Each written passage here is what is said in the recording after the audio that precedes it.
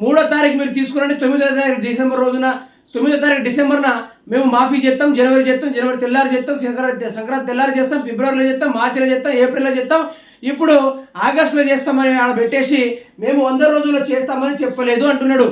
రుణమాఫీ 100 రోజుల్లో చేస్తామని చెప్పలేదట. మరి ప్రజలు దేంతో కొట్టాలయ్యా?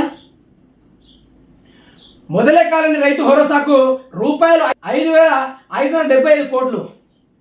మొదలే కాలని రైతు భరోసా ఏ ఒక్కరు చనిపోతున్నా కూడా ఇప్పటిదాకా దానిపైన పరిశీలన లేకుండా విచ్చలవిడిగా డబ్బులు కేటాయించి ఇన్ని వేల కోట్ల రూపాయలు కేటాయించి మేము ఇచ్చేసామని చెప్తున్నారు. అంటే ఇక్కడ ఎవడు మింగేస్తున్నారు డబ్బుల్ని? ఎవడు మింగేస్తున్న డబ్బుల్ని ఈ తెలంగాణ రాష్ట్ర ప్రజలకు అర్థం కావాలి. యాసంగి రైతు బంధు ఇంకా పూర్తి కాలేదని క్లారిటీ. అయితే నిన్న ఒక రైతు మనకు ఫోన్ చేశాడు, నాగర్ కర్నూలు డిస్టిక్, అతని పేరు కృష్ణారెడ్డి అట. ఆయన ఫోన్ చేసి ఏమన్నాడంటే, సార్